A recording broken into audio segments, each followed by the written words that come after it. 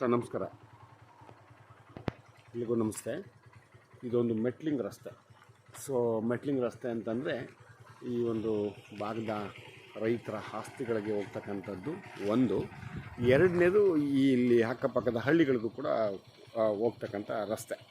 ಈ ಒಂದು ರಸ್ತೆಗೆ ಹೊಂದ್ಕೊಂಡಂಗಿರ್ತಕ್ಕಂಥ ಈ ಒಂದು ಆಸ್ತಿ 2 ಎಕರೆ 4 ಗುಂಟೆ 5 ಗುಂಟೆ ಬರ್ತದೆ. ಯಜಮಾನ್ರಿ ಯಾರ್ದು ಆಸ್ತಿ? ಕೇಳಿಸಲ್ಲ ಡಾಮರಿ. ಆಸ್ತಿ ಯಾರ್ದು? ಈ ಜಮೀನ ಹಾಂ, ಅದು ಇಳಿಗೆರೆ ಅವ್ರದ್ದು. ಹೌದು. ಎಲ್ಲಿಯವರು ಅವರು? ಅವರು ಬೆಂಗಳೂರಲ್ಲಿ ಅವರ, ಅಲ್ಲ ಮೈಸೂರಲ್ಲಿ ಅವರ. ಹೌದಾ? ನೀವೆಲ್ಲಿಯವರು? ನಾವು ಇದೇ ಊರು, ಅವರು ಇದೇ ಊರು. ಅವರು ಊಟ ಆಯ್ತಾ? ಹಾಂ ಆಯ್ತು ಕಣೆ ಬುದ್ಧಿ. ಅವ್ರು ಯಾವ ಊರವ್ರ ನೀವು? ಇರೂರು ಮಾದಾಪುರ. ಬರ್ತೀವಿ ಇಲ್ಲೇ ರೀ, ಆ ಕಡೆಯಿಂದ. ಆ ಕಡೆ ಬರ್ತೀವಿ ರೀ, ಬರ್ತೀವಿ ರೀ ಆ ಕಡೆಯಿಂದ. ಹಾಂ ಬನ್ನಿ ಬನ್ನಿ.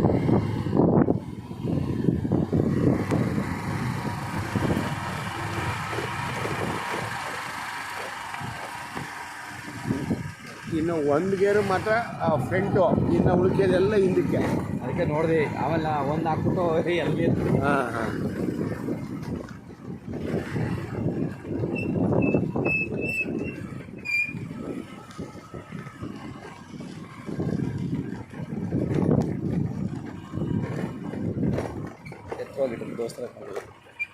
ಸರ್ ಇದು 2 ಕಡೆ ರಸ್ತೆಗೆ ಹ್ಯಾಡಾಗುತ್ತೆ.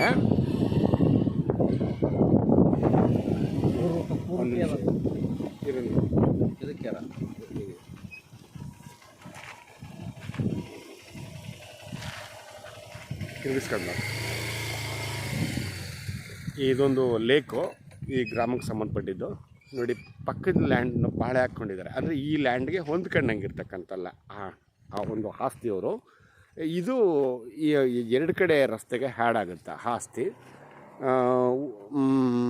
ಇದು ಹೆಂಗೆ ಹೇಳ್ಬೇಕಂತಂದರೆ, north east corner, north west corner. North east ಅಲ್ಲ, ನಾರ್ತ್ ವೆಸ್ಟು. ಅಂದರೆ ಈಗ ನಾನೇನಿದ್ದೀನಿ, ಈ ಒಂದು ರಸ್ತೆ ಬಂದು ಉತ್ತರ ದಕ್ಷಿಣಾಭಿಮುಖವಾಗಿದೆ. ಆ ಕಡೆ ರಸ್ತೆ ಒಂದು ಈಸ್ಟ್ ವೆಸ್ಟ್ಗಿದೆ. ಓಕೆ, ಇದೊಂದು ದೇವಸ್ಥಾನ, ಈಶ್ವರನ ದೇವಸ್ಥಾನ, ಸಿದ್ಧಲಿಂಗೇಶ್ವರನ ದೇವಸ್ಥಾನ. ಆ ದೇವಸ್ಥಾನದ ಕೆಳಭಾಗದಲ್ಲಿರ್ತಕ್ಕಂಥ ಒಂದು ಆಸ್ತಿ 2 ಎಕರೆ 3 ಗುಂಟೆ 4 ಗುಂಟೆ ಇದೆ. ಇದೇ ಊರಿನ ರೈತರದು. ಇವರು ಈಡಿಗ ಸಮಾಜದವರು. ಇದು ಸಂಪೂರ್ಣ ರೆಡ್ ಅಲ್ಲ ಅಥವಾ ಬ್ಲ್ಯಾಕ್ ಅಲ್ಲ, ಒಂಥರ ಬ್ರೌನ್ ಮಿಕ್ಸ್ ಥರ ಬರ್ತದೆ. ಅಂದರೆ ಒಳ್ಳೆ ಮಣ್ಣು. ಇಲ್ಲೇನಂತಂದರೆ ಆಸ್ತಿಗಳು ವಿಶೇಷವಾಗಿರೋದ್ರಿಂದ ಯಾರು ಪಂಪ್ಸೆಟ್ನ ವಿಶೇಷವಾಗಿ ಯಾರು ಮಾಡ್ಕೊಂಡಿರಲ್ಲ. ಎಲ್ಲೊಬ್ಬರು ಇಲ್ಲೊಬ್ಬರು ಆರ್ಥಿಕವಾಗಿ ಅನುಕೂಲವಾಗಿರ್ತಕ್ಕಂಥವ್ರು